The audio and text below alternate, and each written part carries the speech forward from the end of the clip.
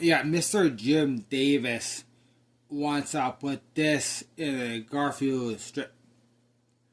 Basically, there was a line of potted plants, and Garfield was up there on the shelf.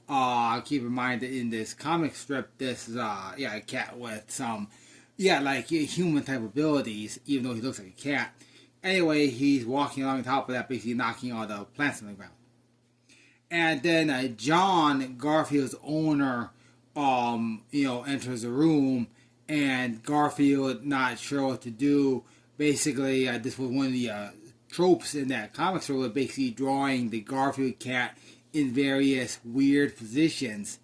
In this case, him pretending to be one of the plants, along with taking one of the little segments of flour that have that still on the shelf and sticking it like in one of the ears or something, thinking that might trick his owner into thinking that all the plants are still there, simply because there's one plant that looks like his pet.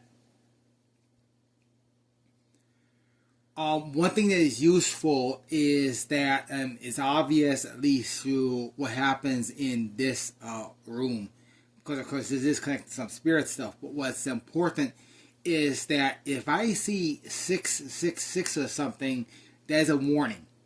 That's a warning. Basically, that means open your eyes, make sure you know what's going on before you proceed. That's how I always interpret that. That means open your eyes, make sure you always know what's going on before you move forward. The obvious implication of that particular 6 of 6, namely the idea of this conversation between two AI bots, which was simulated there, I hope is an obvious one. Yeah, please discuss. I was asked by Cisco actually to please add that this type of thing actually occurs frequently, and it's frankly, probably a lot more vital. I'm going to give two examples. One is starting Netflix playback, which is simply selecting a show on a system such as Netflix, or especially downloading an Xbox game.